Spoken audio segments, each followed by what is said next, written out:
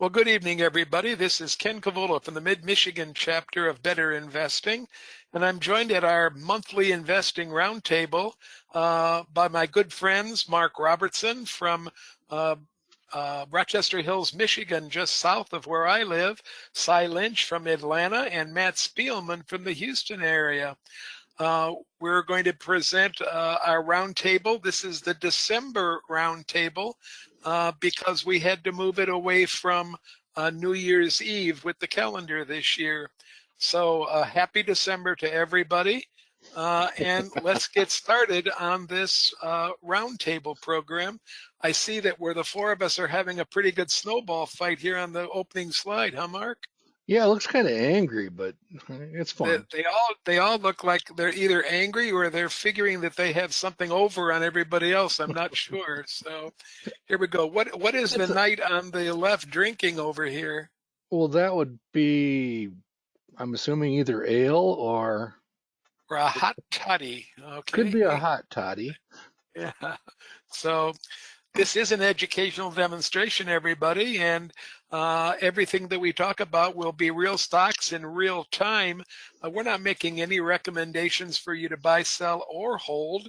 We're trying to give you ideas, and we're trying to suggest things that we think might be interesting and might help you better understand the stocks that we're talking about. Everything that we're doing is for illustrative purposes only. We ask you to make your own decisions before you do any action that would result in buying or selling or even holding a particular stock. We'll try to tell you if we do have these stocks in our portfolio. If you like copies of tonight's slides, either send an email to Mark R. at Manifest Investing or to myself at my Comcast address at the bottom of the slide. We'd also love for you, if you're not already on the Mid-Michigan guest list, we'd love for you to go to our chapter's website, which is part of the Better Investing website, and subscribe to our guest list. That way, you'll be sure to be notified for every roundtable where you'll get the link where you can register. And when we're running special classes, we'll be able to notify you as well. This program is co-sponsored by Better Investing Mid-Michigan and by Manifest Investing, and we're so glad that you came with us this evening. Let's look at the next slide, if you would, Mark. Here's the roundtable, folks. And our relative return has been bumping around 2% now for the last 5 or 6 months. That means that over the last almost 16 years now, for that last period of time, we've been beating the market by about 2%.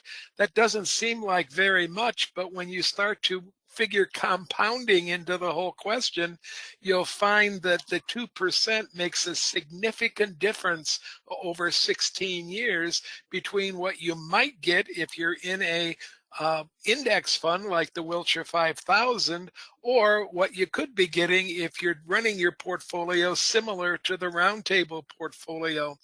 The portfolio we're going to look at is a tracking portfolio, and our goal is to beat the market by 5 points. To be honest, when the market is doing double digits, beating the market by as little as 1 point becomes a very, very aggressive goal. It becomes very difficult to do if the market's already returning high teens or low 20s for the preceding year. So with all that being said, we're quite pleased with what the amateur investors from the Mid-Michigan and friends are able to do. And we think we're going to give you some really great ideas to take a look at this evening. Let's go one more slide, if you could, Mark.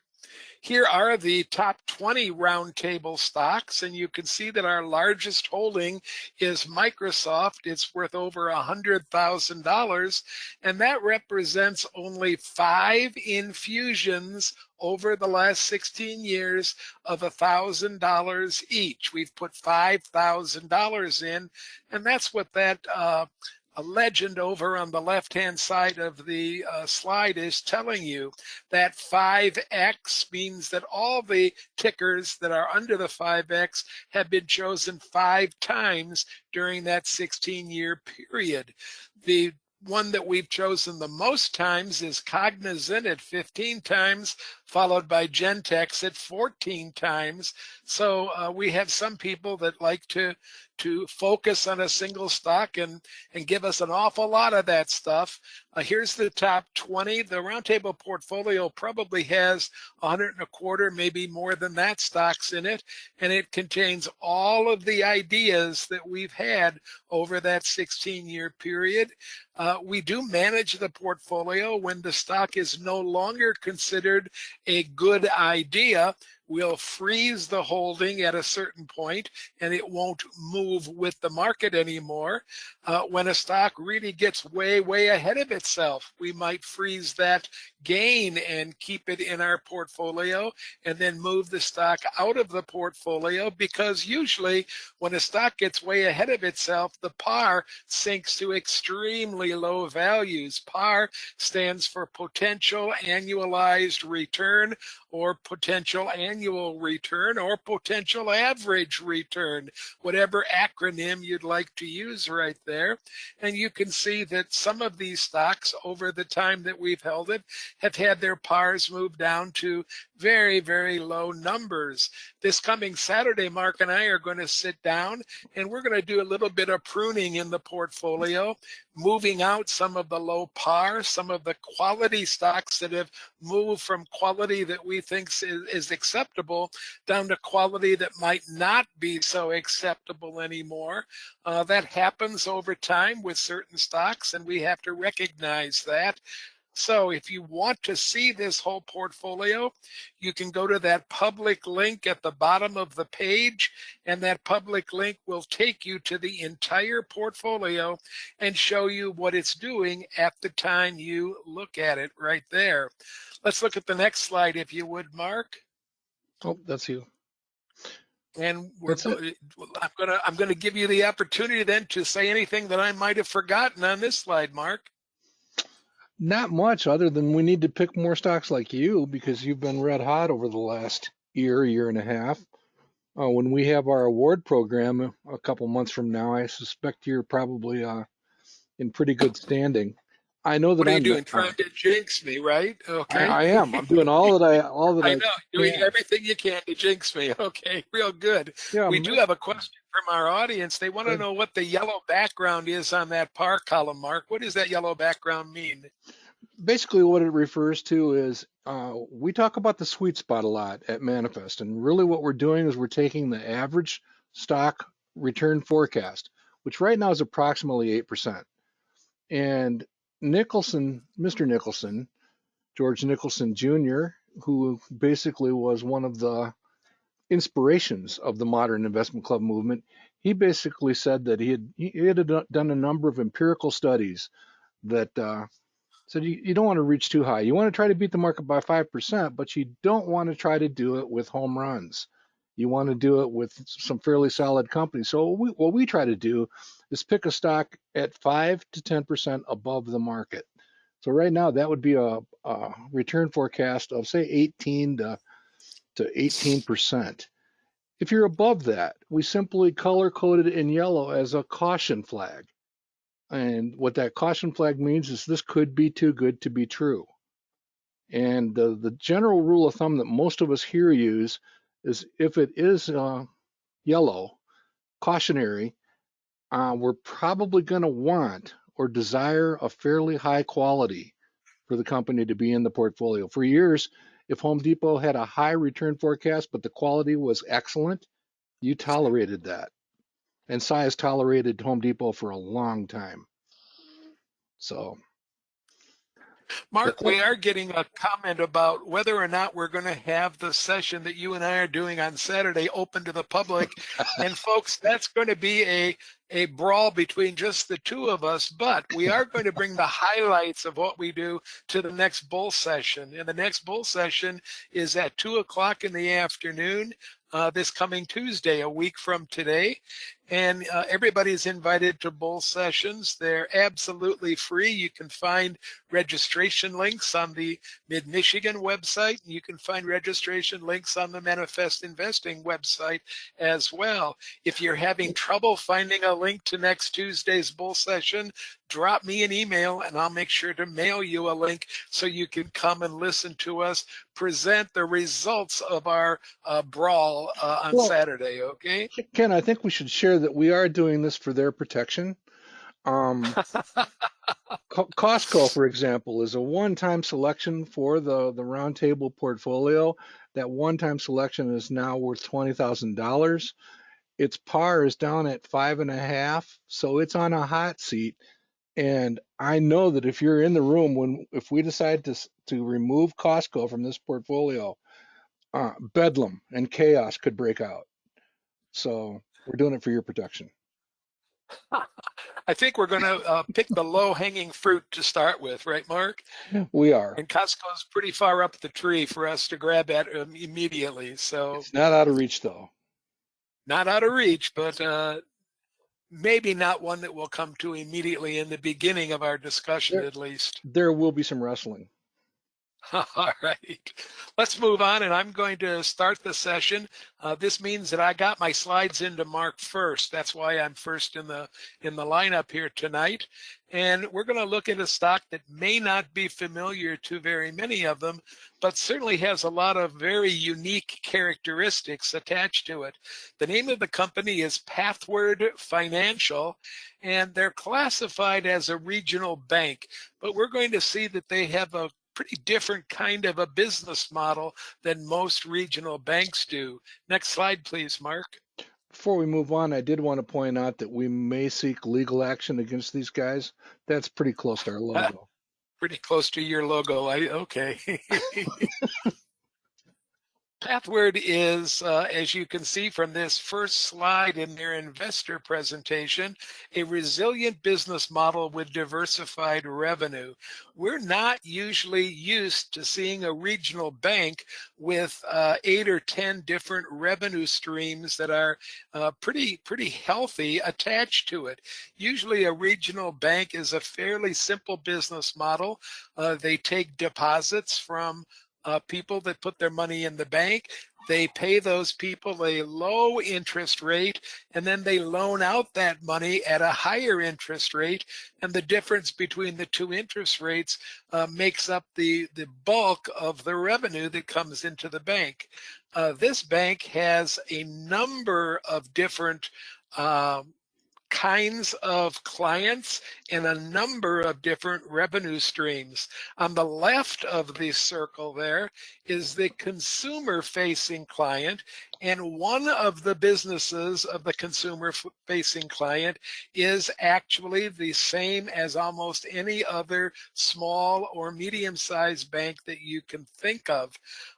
They also handle a lot of digital payments, and these payments come from handling credit card transactions for various credit cards that exist. Not necessarily the big credit cards, although they do handle some of those, but there are many, many credit cards, including those that are maybe unique to a particular store or group of stores, and Pathward handles digital payments for those kind of things. They also deal with professional tax solutions, and that's a very polite way of saying that they earn income from helping you do your taxes, helping you create a tax review that's going to meet muster with the IRS. The other part of their customer base are commercial and corporate customers. And some of the examples of what they do is they will do a lot of financing for corporate clients that are trying to remodel buildings or leased property, that are trying to build new buildings or add to what they already have, maybe make additions, things like that. They do an awful lot of financing of that kind of business. And in addition, they work closely with many, many different other banks, helping them maintain compliance with the legal system. Pathward is an expert in compliance law and the hoops that the banks have to jump through to remain compliant. And one of their main sources of revenue is helping other banks stay compliant, forming partnerships with these other banks so that they can make sure that nobody's getting in trouble with the regulators. Let's go to the next slide. Here's the kind of collaborations that Pathward might deal with partners. And I'm not going to read all of these to you, but as you're sitting here looking, you can see that I've talked to the points, a number of the points that are on this slide already. Another big plus is credit solutions, and that's down in the bottom left-hand corner. That one's a little bit hard to read, so I will read the light blue, which says enable partners in lending patterns, lending solutions to serve all kinds of credit needs. And a lot of these loans are not going to individuals, but they're rather going to corporate clients in one way or another. Again, go to the Pathward website and look for their investor presentation if you want to learn more about all these income streams that Pathward has. Next slide. Pathward basically views itself as a hub, and they act as a hub between the end users on the left, which are card holders and regular consumers like you and me, and the endpoint on the right, which are merchants and other businesses. And they try to connect all these different situations together so that they can help either kind of client do some of the work that is best farmed out of the business to somebody that's an expert in that particular business. And that's what Pathward sells to its customers. They're an expert in a lot of things that you would not associate with a regional bank. Next slide. Pathward has grown very nicely, and they're a company that's been around for a reasonable amount of time, maybe 15 or 18 years.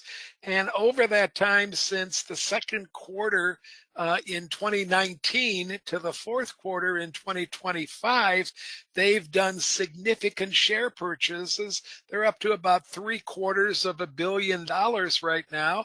And they maintain that that's going to stay a significant part of their return of capital to their investors.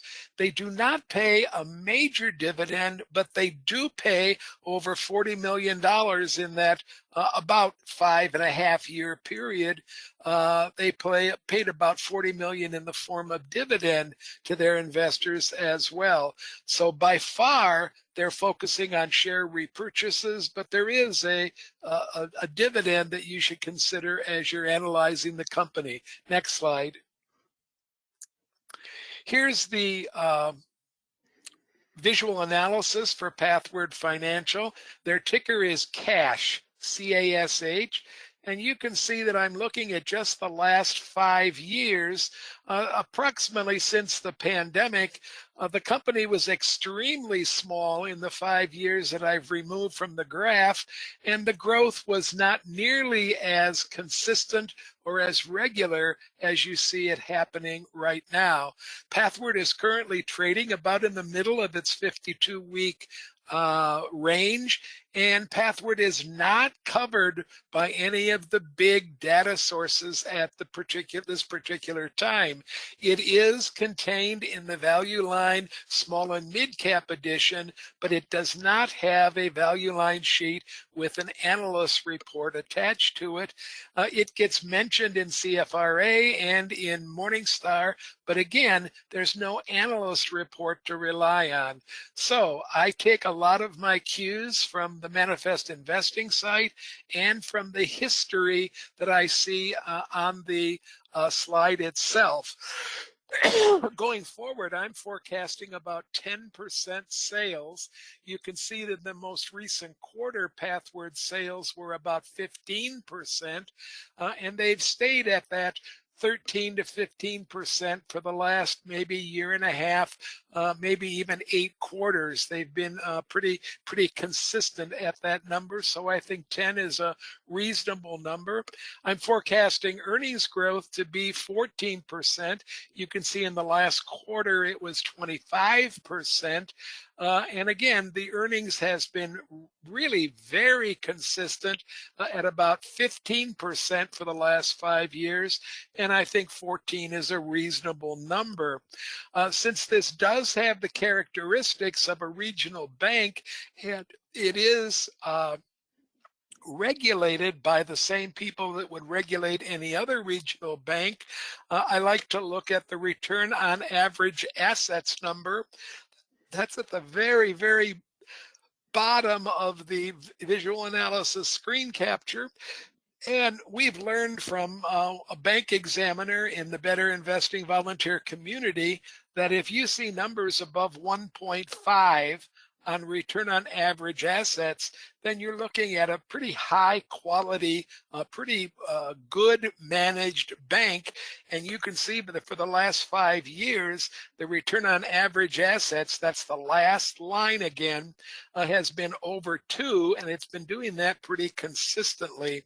As it makes acquisitions, Pathward is focusing not only on bringing in strong, small regional banks, but it's also focusing on making some of its other lines of revenue stronger. And that means it's also buying companies that might help it manage these other resources as well as they manage the traditional bank. Let's go to the next slide, please. I'm forecasting pretty low PEs for this company. Actually, regional banks, for the most part, have very reasonable PE values. In fact, even if you're looking at money center banks, you'll notice that their PEs are pretty reasonable compared to the Magnificent Seven. And in this last year, you got pretty decent growth out of many of these big regional banks. Take a look, if you have a moment later on, at Goldman Sachs or at JP Morgan, and you'll notice that they did a really good job of returning money to their shareholders in the form of stock price appreciation. This particular bank is trading almost exactly at its 5-year average, historical average. When I captured this, which was Monday morning, it had a PE of 9 and a 5-year average PE of 8.7. I'm choosing a PE of 12 going forward at the high side.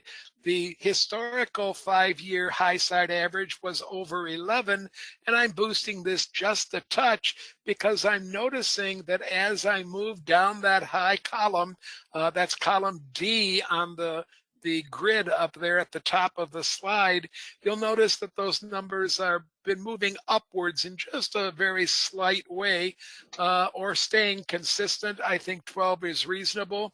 I've chosen 6 as the low, and that gives me an average PE of 9. In other words, I'm not expecting any move in the average PE to any great extent. Last 5 years was 8.7. I'm expecting 9 going forward. So I think I'm pretty reasonable in that regards.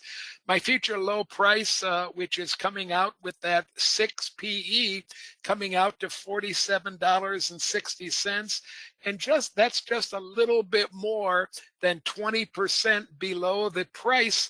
And the price when I did this analysis was $71.87. Pathward has had 2 good days, Monday, yesterday, and today in the market. And the current price is up somewhere around $74, $75 right now. So it will have a little bit less potential because the price has gone up from when I did this particular study, which was based on last Friday's close.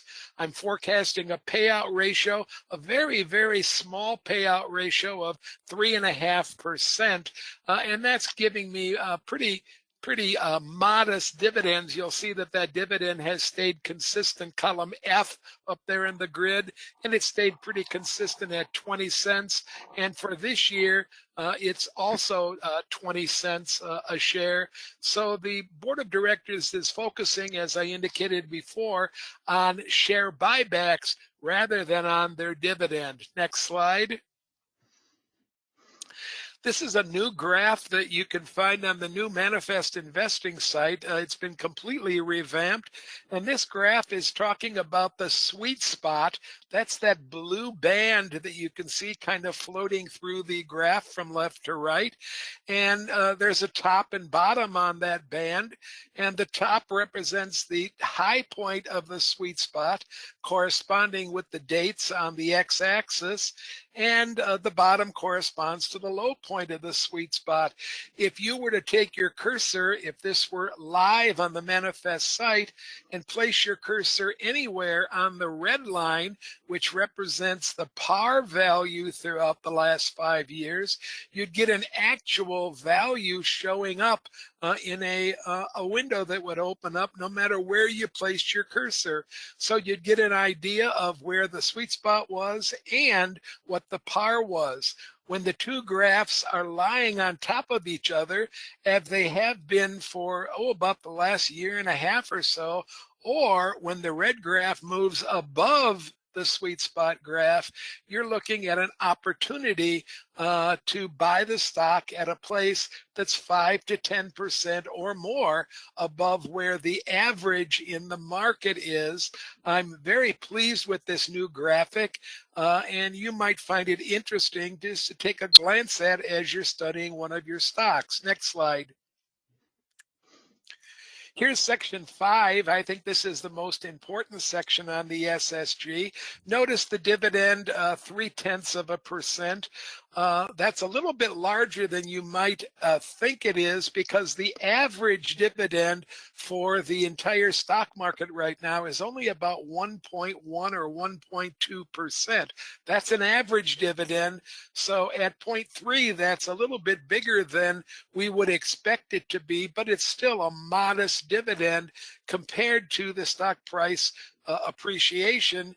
And this set of forecast numbers that I've applied to the analysis gives me a 13% to somewhere around a 20% range in potential going forward. I'm comparing that 14 to 21% to the par value from Manifest Investing. Manifest is a little bit more optimistic than I am.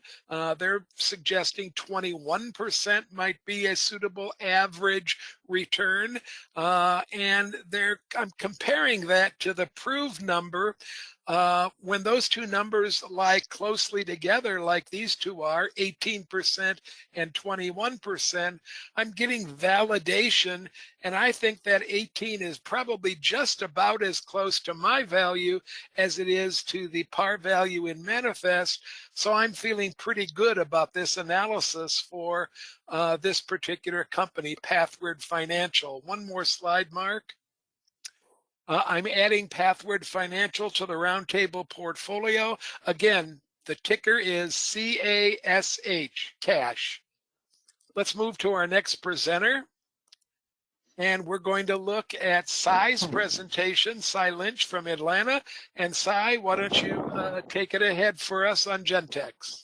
All right. Thank you, Ken, and good evening and Happy New Year, everyone. We're going to be looking at Gentex tonight, which actually is 2 sessions in a row for me with Gentex because I was not at the November session, and much of the price, and I did lower one judgment a little bit, but it's actually pretty similar to 2 months ago.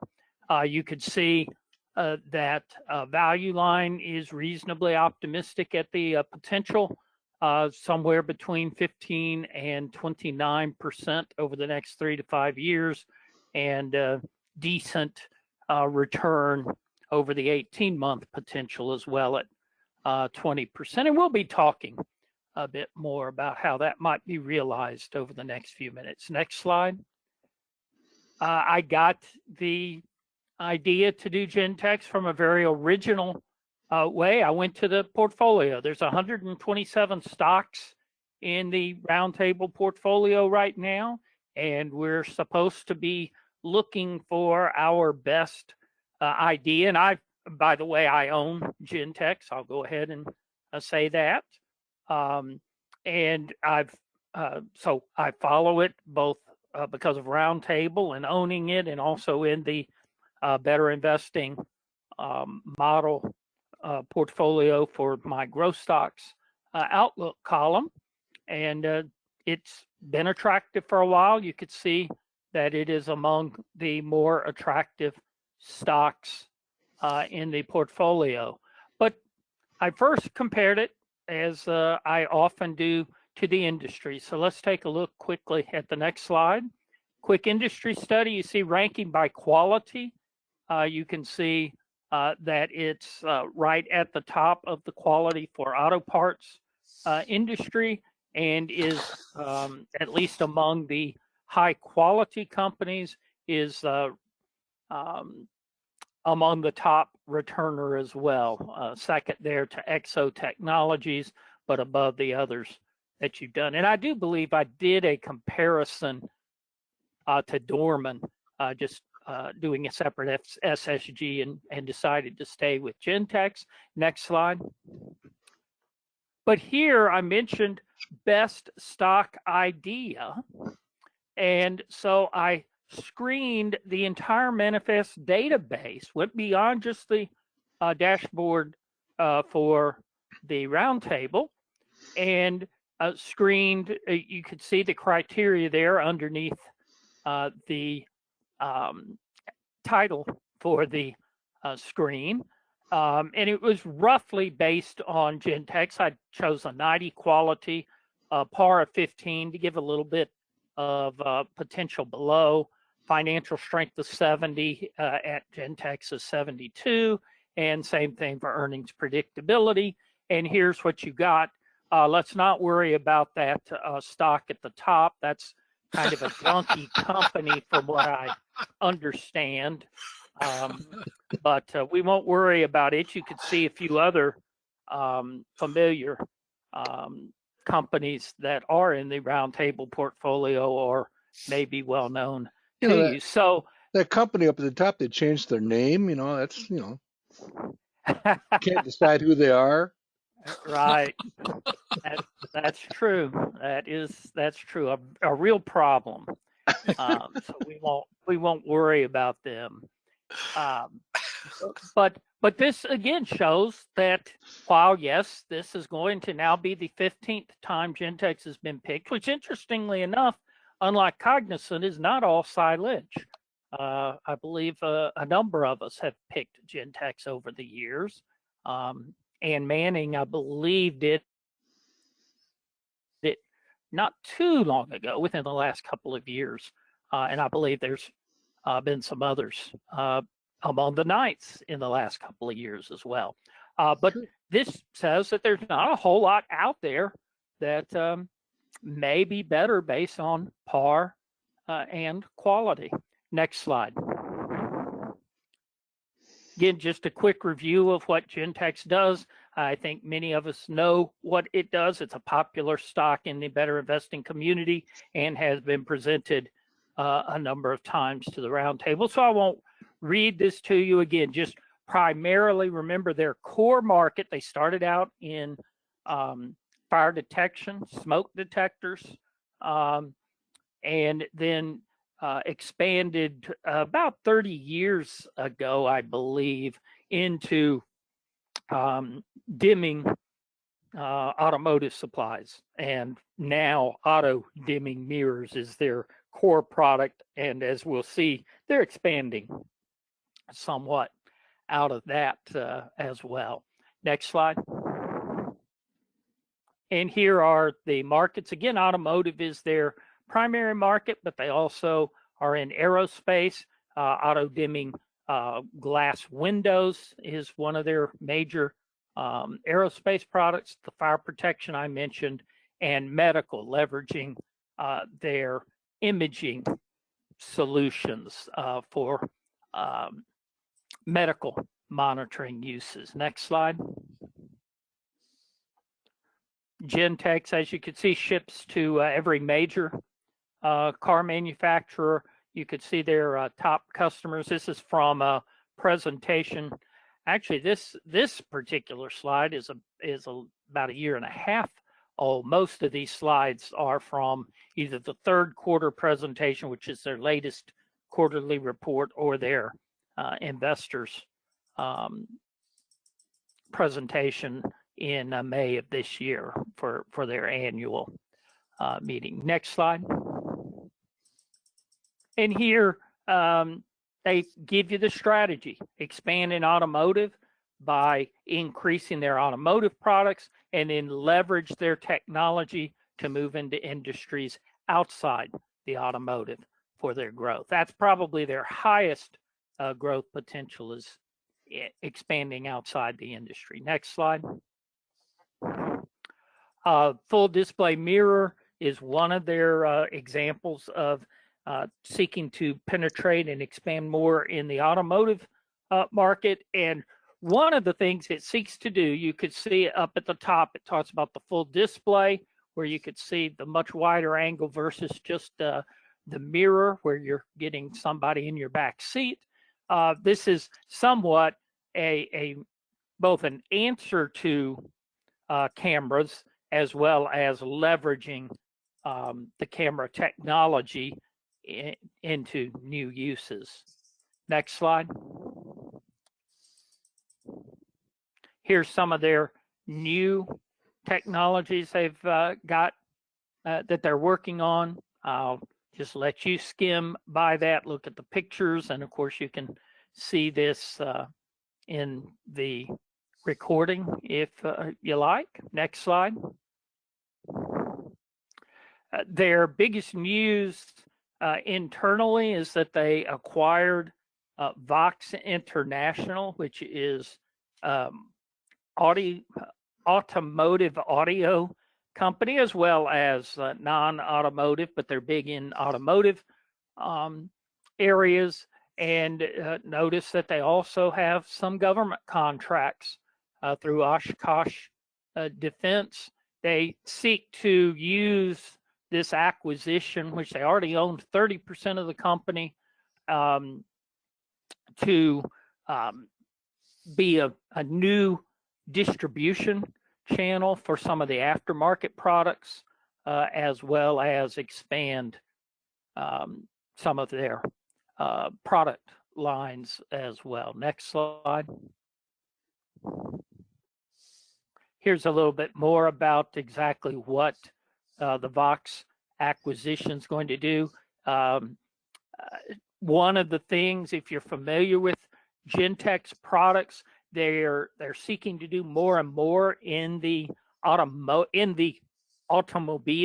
Started with interior mirrors. They're seeking to do auto dimming exterior mirrors. They've also sought to tie the interior mirror into an interface with smart home. So it's a digital interface with your smart home products, your garage door openers, lights, and other things. And now Vox allows them to move into entertainment and other areas in the automotive. And then you can see branching out of the automotive into consumer, as well as, again, some of the biometric areas that might complement some of the other industries that they're seeking to expand in. Next slide. What's interesting about this slide is that you can see that over the last 8 years, since 2017, there had been a pretty steady increase in vehicle productions globally, but over the last 8-9 years inclusive, it's been down to flat. And yet, despite fewer vehicles being manufactured, Gentex is continuing to increase their revenues. Next slide. And here again, I won't read this slide to you. You could take a look at it. Gentex is essentially saying that we operate in a complex industry. Automotive, industry, as we just saw, has been flat for a number of years. As far as production, of course, there's tariff questions in the last year. The continued predictions of a global recession that we have been experiencing, that impacts the automotive industry and certainly suppliers like Gentex, inflation, all supply chain issues, all of that. But they're saying that these complex issues allow them to apply their expertise for their customers to benefit them and give them opportunities to grow. Next slide. Here again are some of the initiatives. I've talked about a couple of specifics that we saw on the slides, and they continue to look for acquisitions and partnerships as it makes sense. And I think it's interesting to see the bottom line on this slide. They say this is the steady grind Gentex knows. Gentex is not a spectacular growing company. It's a company that's been around for quite a while, just steadily increasing its technology, steadily increasing its sales and earnings. Next slide.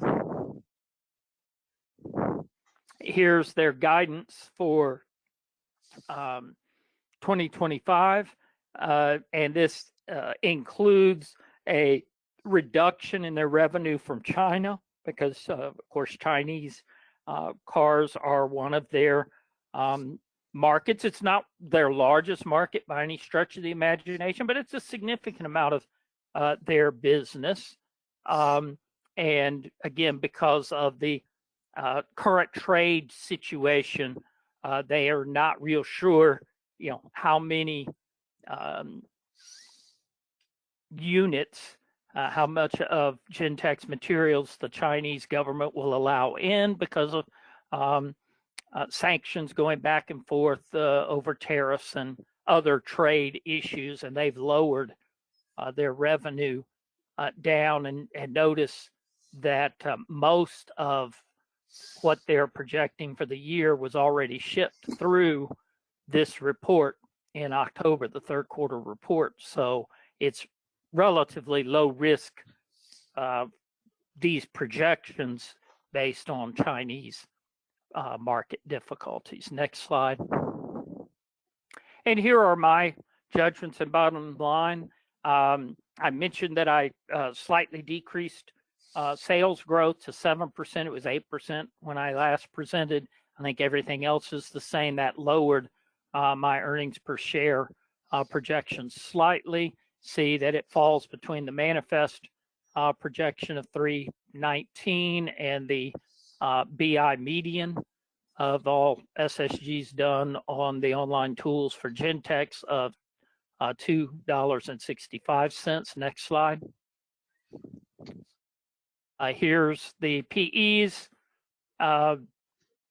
You can see that they're quite consistent over the past 10 years. 5-year average a little higher because growth has picked up a bit in the years since coming out of the COVID recession. However, the few years before the COVID recession were relatively strong up years as well. But then right in the middle of this chart from around 2019 through about 2021, encompassing the COVID years immediately before and then after, were significant down years for the company. But again, I chose the 10-year averages for my PEs. Next slide. And then we get a bottom line of a high of potential using high PE of 20.2%, using the average PE, which is 17, gives you a potential return of 16.7, and that's compared to Manifest of right at 20, which has, as you saw, a little bit higher higher earnings per share and a slightly higher average PE. I think it's 18 or 19, if I recall correctly. So I'm adding another pick to Gentex and invite the audience to join in, and Gentex will actually jump over Cognizant if you do. Thanks.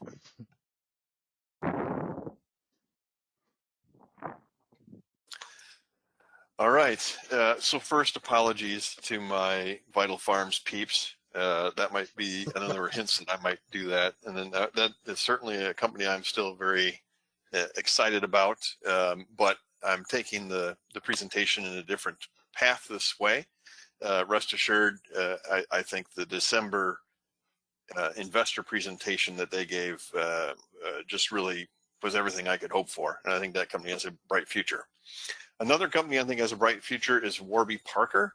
Warby Parker is a new entrant in eyeglasses. So let's go to the next slide. So we can't talk eyeglasses unless we talk about the empire that is EssilorLuxottica. And this is an international company actually based in Italy that has 20% of the global market share and 60% of the US market share in glasses and 42% of the global share in corrective lenses. Now you might think, how could they be this big? I've never heard of them. You might say, well, I go to lens crafters for my eyes. I go to Pearl Vision. I go to Target Optical, or I don't even need corrective lenses. I just go to Sunglass Hut. Well, those are all EssilorLuxottica. And the chart on the right is the series of acquisitions they've made to bring in brands like these into their own stable. But in addition to retailing, they actually manufacture all these. They're vertically integrated. So they are also Ray-Ban. They are Oakley. And they have a number of licensed brands as well, licensed luxury brands, including Chanel, Ralph Lauren, Michael Kors, Coach, and all sorts of others. So these folks have 150 brands total, sold 1 billion glasses and lenses annually. Think about that. If you were a smartphone maker and they proclaim that, these guys are in that kind of volume anyway. 600 factories and 128 distribution centers around the world, $128 billion market cap. Unfortunately, as I'm selling you on this company, they're not US listed, not even an ADR. And for a 10% revenue grower, which is actually pretty good for that size, they are PE over 50. So they are priced like a monopolist. But this is the world that Warby Parker is looking to break into. Next slide. So this is a company overview from the Q3 deck. It gives a little bit of history. The bolding is not my own. This is straight out of the deck, but I'll make use of it.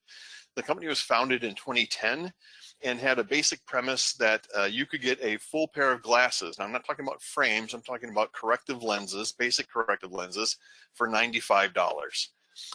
When they initially started, they were direct to consumer. So they actually would mail you, and I'll talk about a little bit more, they'd mail you examples that you could order, something like Netflix in its first mode, and then you could try them on at home and send them back. The company actually IPO'd in 2021, so this was a very popular delivery model as people were still in pandemic lockdowns. Their current sales as of right now represents 1% of the $68 billion US eyewear market. Remember that EssilorLuxottica is 60%. They are very technology forward, and they're bringing in a number of virtual items to still reinforce that direct to consumer model or e-commerce model, even as they also build out a retail presence. You can see 313 stores now, retail presence, so you can go and shop in person if that's what's for you.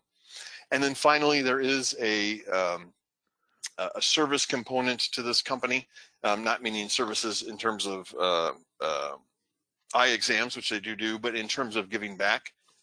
Every pair of glasses you buy, even with that low price, actually gives a pair for someone else in need around the world, and they've given 20 million pairs under that program they call Buy a Pair, Give a Pair.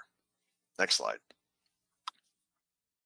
So as they started, that's the picture on the left, they would send you a box, no shipping, no cost for checking it out. They'd let you try on 5 frames and keep what you wanted and send back what you didn't. This is how the company made most of its money. Even this year, this virtual or direct-to-consumer level or business line was 30% of revenue, or I'll say last year, 2024. But they are actually discontinuing the physical sample model as of December, so you can't try that out. What they have in its place is what's shown on the right, and you usually see this kind of augmented reality where people put on fox noses or rabbit ears or something like that. These are actually virtual glasses, so in a practical sense, the different frames from Warby Parker are actually put on your face, and you can try them out virtually. There's little color swatches underneath the name. The name of these frames is Esme. So you can change the color, and you can do sort of the same remote trial directly, and then order what you'd like to have. Next slide.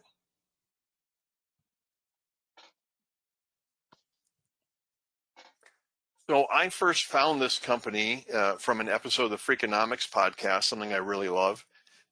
This is an episode 597, which is stated as, why do your eyeglasses cost $1,000? Now this is a little wordy, but I have put in some bolding here to follow the conversation. The conversation is between Neil Blumenthal and David Gilboa, 2 of the 4 founders of Warby Parker, and Stephen Dubner, who's the host of the podcast. So these founders, actually 4 founders who were all Wharton MBA students, came in 2010 with this idea, and they actually had ideas to sell the glasses for $45. They had the good idea to go to the marketing department at the school and find a professor who was a pricing expert, and he told them, in going to the third point, it's outside the realm of believability. You could sell the same quality for 1/10 of the price. They were going to sell $500 glasses for $45.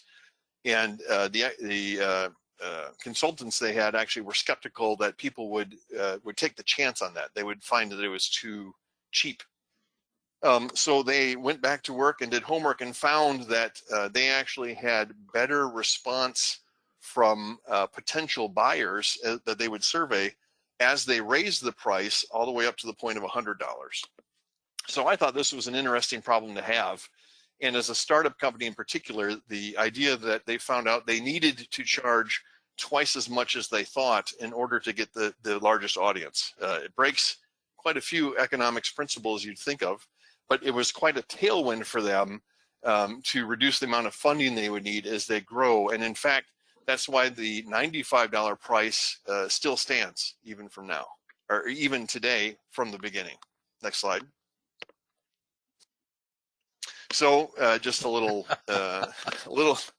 comparison. What things do you remember in 2010? What their price was? That's a pair of Warby Parker frames. That's one of the original frames. $95. Manifest Investing subscription, $40, and the Costco hot dog $1.50 in 2010. Next slide. Very few things you can say in 2025. They're all still the same. One of those, I know one of those makes money. 2 of those might make money. The other one's a loss leader. But like I said, it's a very powerful statement to have that much margin to begin your company with. Very interesting, Matt. I think your audience is going to be quite disappointed when we double our price tomorrow morning. Of a bargain at any Yeah, cost. it would still be a bargain at that price. No, but yeah, in the serious mode, we are going to be offering basically an epiphany sale for the rest of January. But our prices for legacy customers, we love you guys.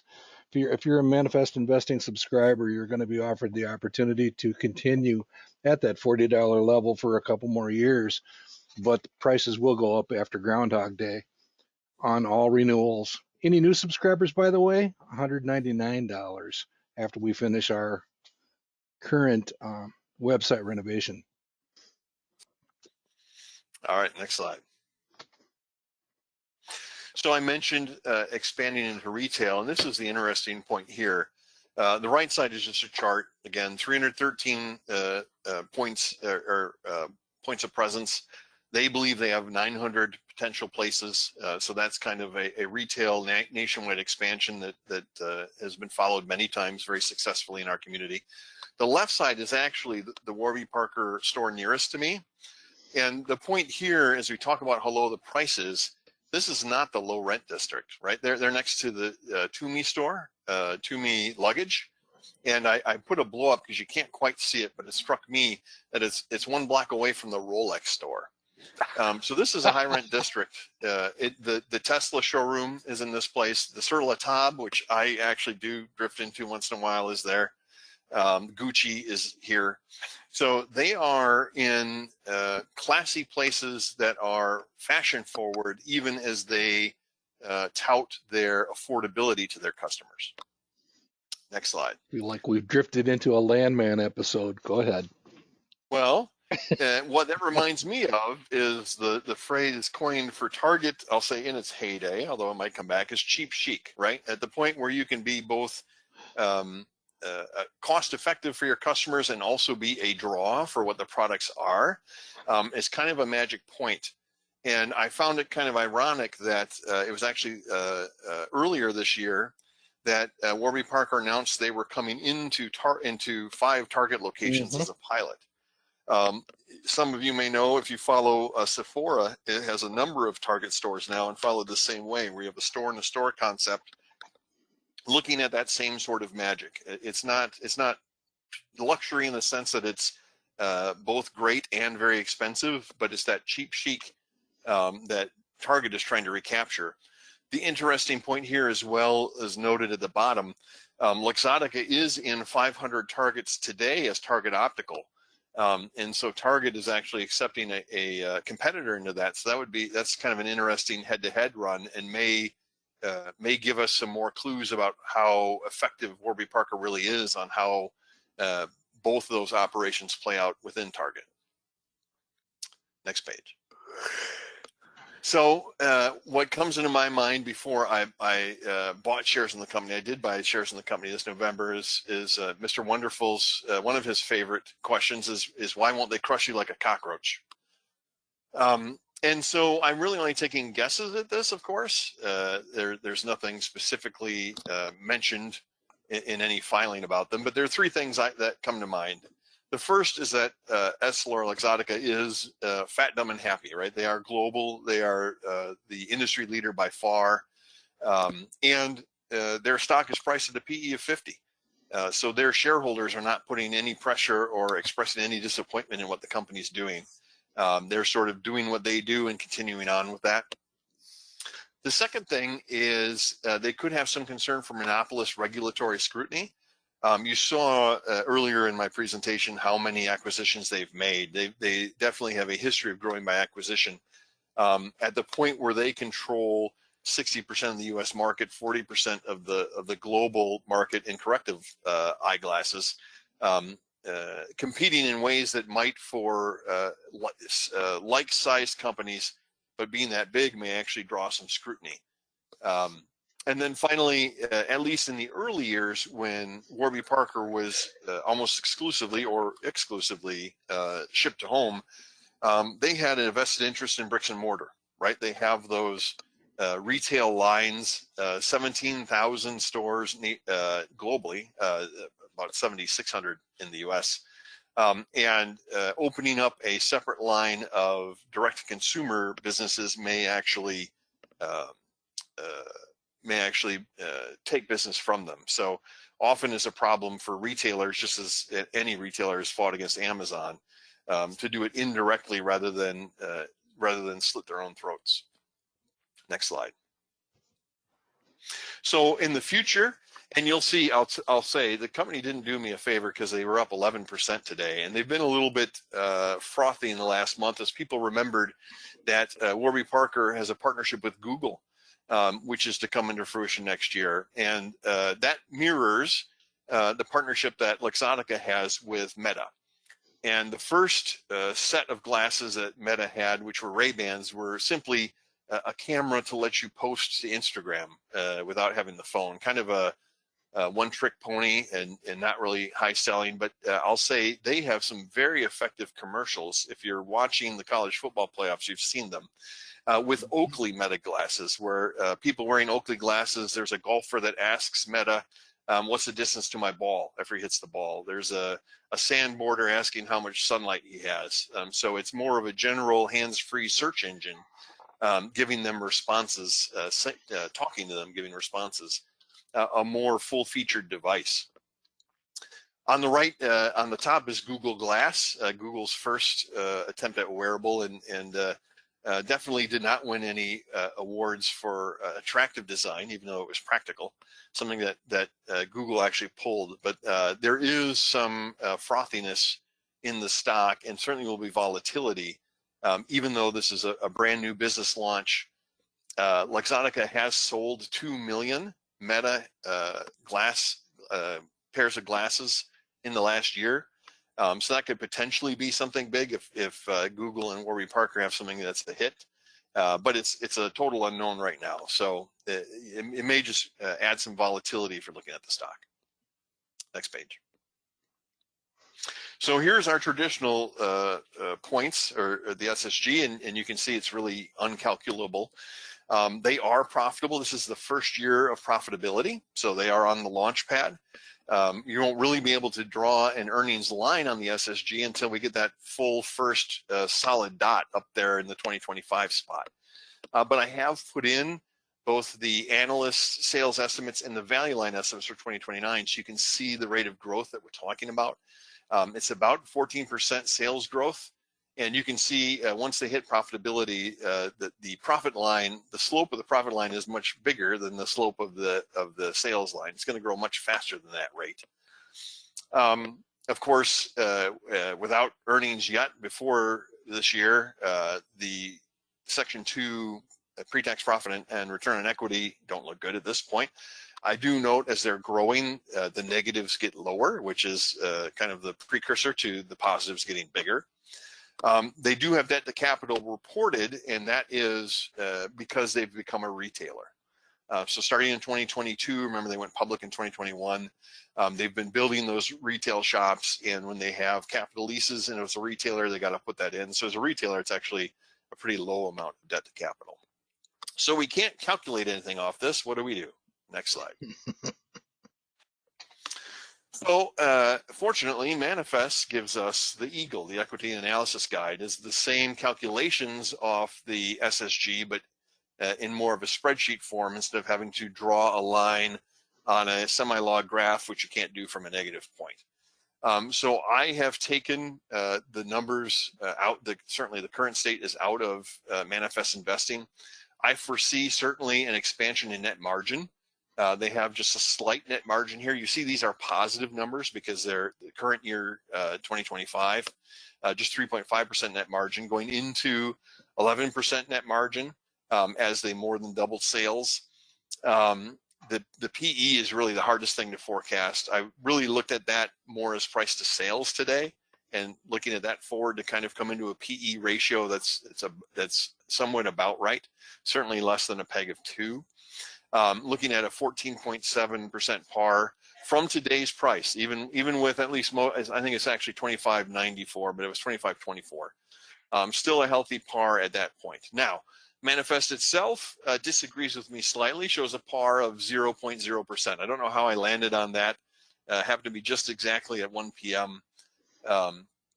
Certainly doesn't show the quality or proved numbers yet. It's an early stage company, a non-core company, 0%. And Value Line somehow manages to agree with us both, giving a gain projection of somewhere between 0 and 16%. So obviously quite a range for a company without a lot of operating history and just becoming profitable. So one more slide. Just a reminder, this is an early stage company. This is the S-curve. We are to the right of the break-even point in our first year. I think this company, given the monopolist position in an industry that still is quite fragmented, has a long way to go in that hyper growth mode. As it goes across not only the U.S., they've started in Canada, and there's no reason they can't go into Europe and elsewhere with the solutions they have.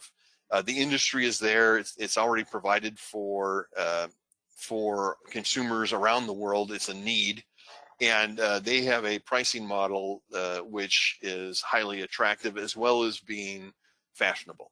So I hope those of you that will consider voting for Warby Parker, and if it's still a little spicy for you, I encourage you to put it on your watch list and check back in a few years. Very good. Thanks, Matt. I do think it's fascinating to think and talk about. This is a good subject for an investment club or any individual investor out there. This notion of scalability.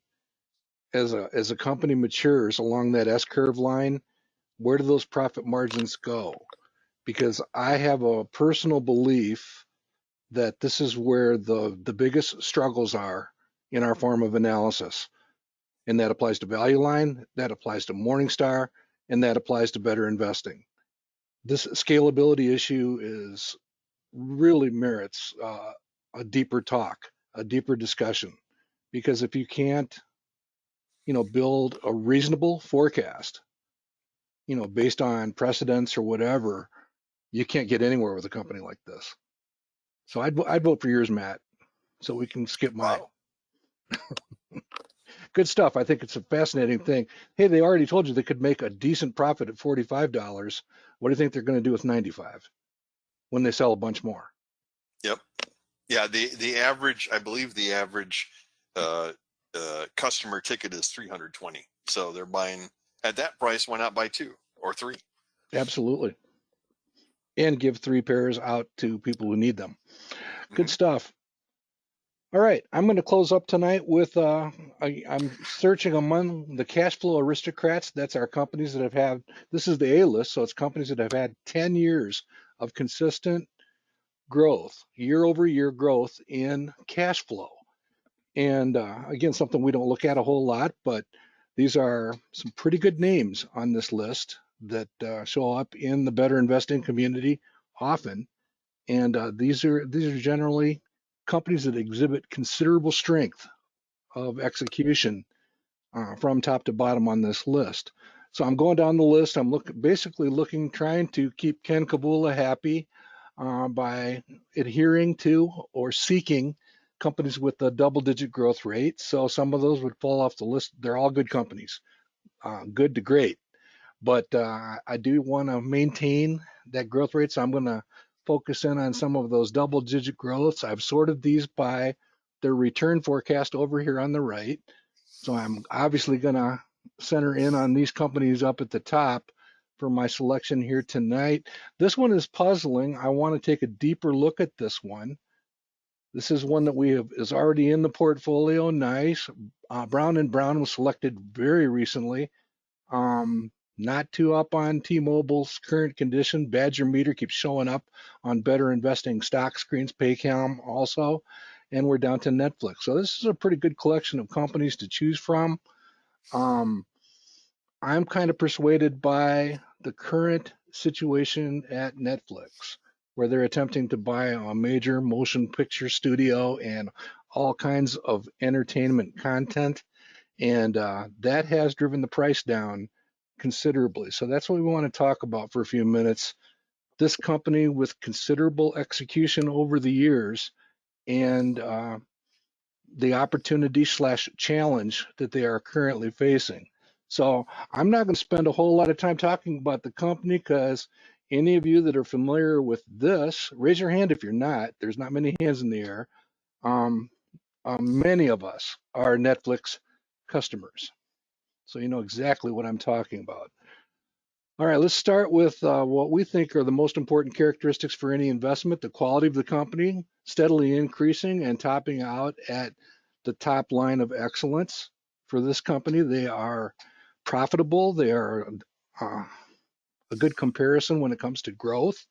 You also notice that the return forecast is near a multi-year high. That's something we find attractive. So this projected return is not as high as it's ever been. Back pre-COVID, we had this moment in time. You may remember that was a moment in time when they decided that, one, they would increase prices on I believe this was the moment in time. And two, they would actually discourage people from oversharing their subscriptions. Both moves were bold and actually ultimately resulted in an increase in subscribers, not a decrease. People said, you start doing that, enforcing and raising your prices, much like Matt was just talking about, people are going to run for the exits. That didn't happen. This company has continued to execute over times. They've had some challenges over the years, and you can see the long-term prices. It's definitely not a straight line from lower left to upper right, but the general trend is pretty good. You also see that this current dip in price with what's going on lately with the acquisition means that you're basically at levels we haven't seen since 2022. So that also kind of puts my ears up. Here's a look at the sales trend / characteristic for the company. Again, very strong, definitely up and to the right. The sales growth forecast is at 12%. This is a big company now, and they have a very dynamic and powerful sales growth forecast. You can see the price bars have been erratic with some of the stuff going on. The earnings looks pretty good. That is pretty much up straight and parallel when the two are placed side by side. Here's a look at that cash flow picture over the years. And again, that cash flow growth forecast of 10%, that's kind of a double check or a way to reconcile your thoughts on sales growth, because a company cannot basically grow its cash flow at a much higher rate than its sales over time. And as Charlie Munger would tell us, and did tell us, that is an excellent guide to think about how fast a company can grow going forward. So again, 10, 12%, that's all good. The other thing you want to notice and basically make sure that you are containing this or including this in your analysis is the fact that they have been consistently reducing number of shares outstanding.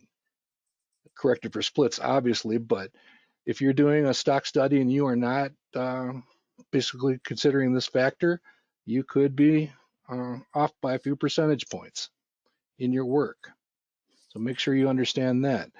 Here is the basic look at the profitability of the company, the operating margin, which is pretty much the cash flow margin, increasing and very, very strong for a company like this. The net margin is, of course, the earnings per share over the top line divided by the top line. The net margin, again, pretty formidable and definitely a trend in the right direction. They didn't have a PE ratio 10 years ago. That didn't stop David Gardner from buying the company. If I bring it back again, we'll talk more about the discovery of Netflix, the expectations, and how in the world David Gardner held this since inception is beyond me, but we'll talk more about that. The PE has come back down into relatively normal levels for a company that is this formidable, and in that 30 to 40 range, it can be justified. You can even knock a few percentage points off of that if you want to be more reasonable about it. So you're looking at a company that has now dipped down to a current price in the low 90s, $40 billion company growing at 12% a year, with a net margin in the 24 to 25% range. Again, that seems to be a pretty acceptable number based on this image. So 12% sales growth, 25% net margin, that gets us a pretty robust earnings per share forecast out in that 5-year time frame. If you want to do the math, we are talking about a company growing in at least high teens, and a projected average PE ratio in the low 30s now. Again, for a company like this, not that big a deal. And we now have a projected annual return of 12.4%. I'd love for that to be a little bit flashier, but again, going back to this picture, we talk about this all the time. Sometimes there are companies that don't get up into the 15 to 20 range very often, and you just have to wait for opportunities. I'm thinking of Aflac, I'm thinking of Johnson & Johnson. Perhaps this is another one that anytime it approaches these levels, maybe it merits closer attention. So That's the general look at it here. Here's a quick look at the situation analysis. These guys are global and they are formidable. They've just done magnificent things over the last 20 years. Extreme profitability, decent growth, and a strong business model. And they are trying new stuff. They are playing with some things. Here is something that is going on right now.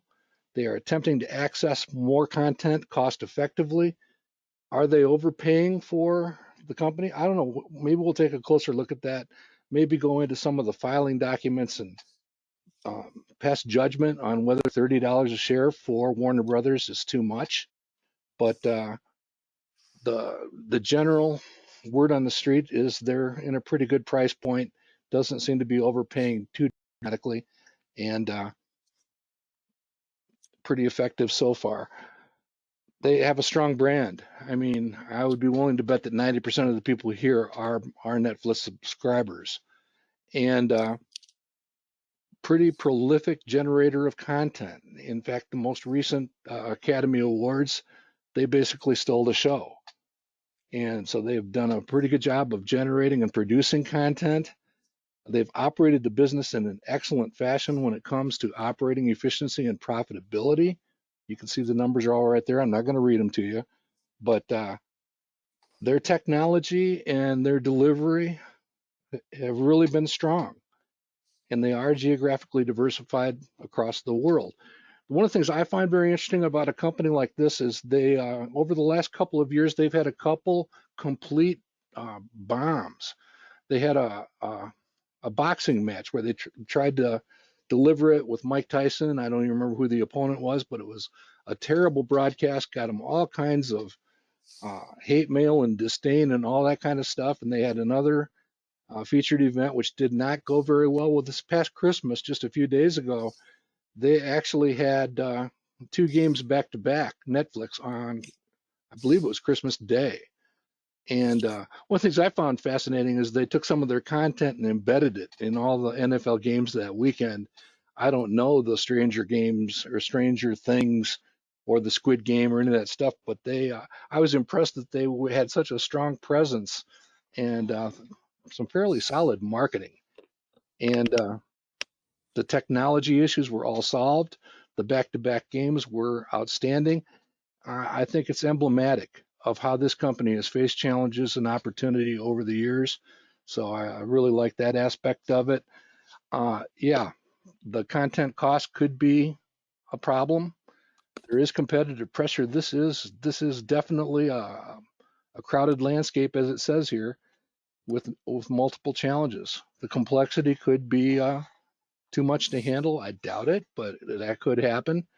But again, a company that really has a strong presence, excellent execution, and they are a cash flow aristocrat. So with that, I'd like to go ahead and nominate Netflix. By the way, we are back at Kevin Gologly said that he was going to bring this company a couple years ago. We are back to that price, so I feel almost an obligation or a duty to correct Kevin's omission from a little while back. So fresh idea, not a repeat, not a 15-time repeat. It's up to you guys. So Ken, I think we are ready for the poll. And here we are, folks. Take a moment and pick the one out of the 4 that you think we should add an extra $1,000 to. This is not real money. This is roundtable money, but we take the choices fairly seriously. So tell us what you think we should pick.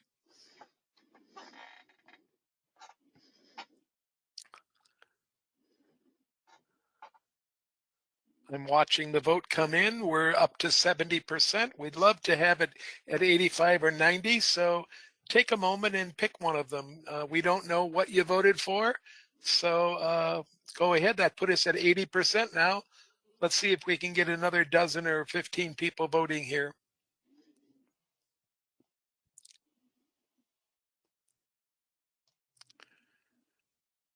I'm going to give you another 6 or 7 seconds here to get your vote in. We just passed 85. That's great. And I'm going to close. And it was a race today, folks. Let's share the results.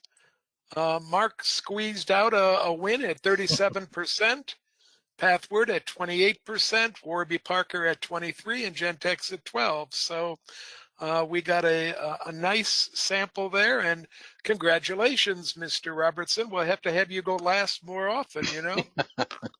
Well, I guess we should share with the audience that the reason I'm last is I got my homework done last also. So I'm going to hide the results, and let's close this session up today for us then, would you? Do we have another slide? Couple We'd more. like to remind you that 16 years worth of bull sessions and roundtables are available too on our YouTube channel. You can use that URL at the top of the slide, or you can just do a Google search and look for YouTube, or look for Manifest Investing or Roundtable or Mid-Michigan Roundtable or Manifest Roundtable. Almost any combination will take you to the site. If you're not already subscribed to our site, we'd love for you to subscribe and give us some higher numbers. The more subscribers we have, the more privileges we get on YouTube. But all of our stuff that we've been doing for the last almost 16 years is sitting here, including all of our classes, including the bull sessions, and including every single one of the roundtables from the very beginning. Let's go to the next slide. And Mark and I are going to be doing some traveling. In March, we're going to be down in Houston. Houston is trying to revitalize and bring back in-person sessions. Mark and I, along with Doug Gerlach, are going to be speaking at the Houston chapter at the end of March. We're also going to be going this summer to Oklahoma City. Both of us will be at the BI convention along with Matt and Cy. And we're going to do a roundtable right at the convention. Haven't figured out who's going to be presenting yet, but we will have a roundtable at the convention as well. We'd like to invite you to go to the Breakfast Club every now and then.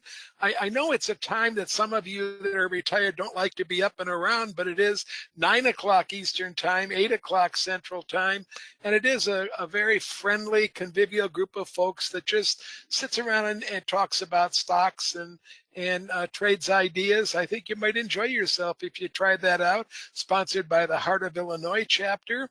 Our January roundtable will be in this month of January. So the last Tuesday of the month, January 27th, we'll be running a roundtable. And then we're following it that same week with our Jamboree classes on the 29th and the 31st.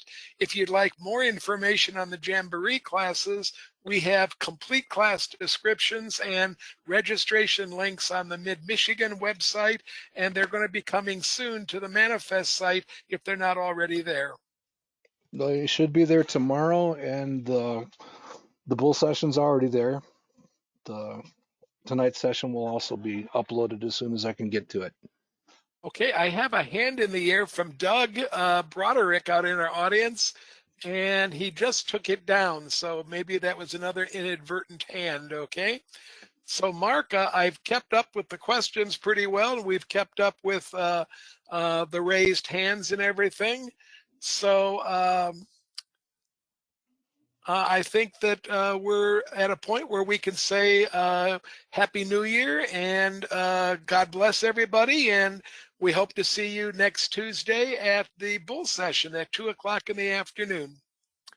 Thanks, everybody. Thanks, guys, for helping us out today. Matt, Cy, thanks a lot. As usual, you guys do just a really, really nice job in presenting stocks for our audience to consider. Very welcome. Good night, everybody. Thanks, everybody. Bye-bye.